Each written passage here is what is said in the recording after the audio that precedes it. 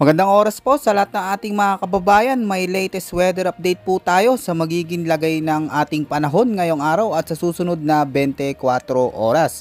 Ano nga ba ang inaasahan natin magiging panahon ngayong araw mga kababayan, at may binabantayan nga ba tayong sama ng panahon o bagyo na posibleng pumasok sa loob ng ating Philippine Area of Responsibility sa mga susunod na araw? Yan po yung sabay-sabay nating alamin lahat yan mga kababayan, no, dito po sa ulat panahon ko ngayong araw na ito.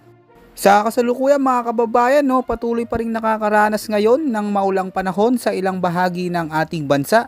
Lalo na po dito mga kababayan sa bahagi ng Visayas, dulot pa rin ng patuloy na umiiral na shear line.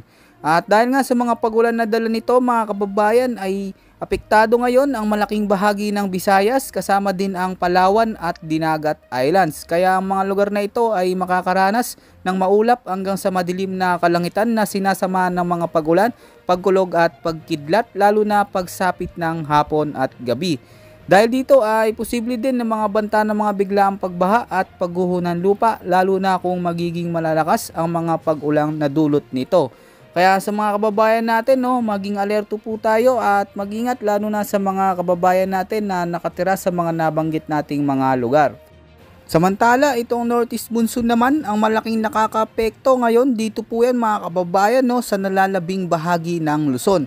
Tignan po natin mga kababayan, no, isa-isain po natin yung mga apektadong lugar. Dahil nga sa patuloy na pag-iral ng Northeast Monsoon ay apektado po ngayon ang mga lugar dito po yan sa bahagi ng Cagayan, sa may Batanes, dito rin po mga kababayan, no, sa Isabela, Metro Manila at sa natitira pang bahagi ng Luzon. Kaya asahan po mga kababayan ng mga lugar na ito ay magiging maulap ang kalangitan na may mga isolated rain showers at thunderstorms. Posible po yan pagsapit ng hapon o gabi. Hindi naman inaalis ang posibilidad ng mga biglaang flash flood at landslides, lalo na kung magdadala ito ng matitinding mga pag-ulan. Kaya sa mga kapatid natin, no, na nakatira dyan sa mga area na yan, ay patuloy po tayo na mag-ingat at wag din po natin kalilimutan na palagi po tayo magdala ng payong panangga po sa mga biglaang mga pag-ulan. Dito naman mga kababayan sa nalalabing bahagi ng Mindanao, asahan po na makakaranas ng madilim na kalangitan na sinasama ng mga kalat-kalat na pag-ulan at pagkidlat pagsapit ng hapon. Ang mga pagulan naman na ito ay dulot naman ng umiiral na easterlies. Kaya sa mga kababayan natin dyan, ingat din po tayo, no.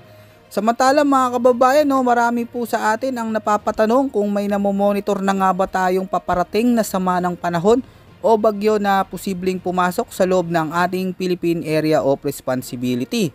Sa kasalukuyan mga kababayan, wala pa po tayo namomonitor na anumang sama ng panahon o bagyo na posibleng makaapekto sa anumang bahagi ng ating bansa. Kaya magandang balita po ito, no, sa lahat ng mga kababayan natin. Pero maigi pa rin po mga kababayan, no, na palagi po tayong handa, may bagyo man o wala, lalo na ngayong nakakaranas tayo ng maulang panahon. Bukas naman mga kababayan, sana makakaranas pa rin ng maulang panahon sa ilang bahagi ng ating bansa na may katamtaman hanggang sa malalakas na mga pag-ulan.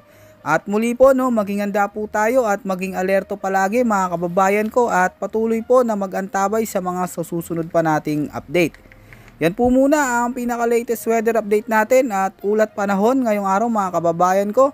Ito po ang inyong weather forecast ng bansa. Maraming salamat po at ingat po sa ating lahat.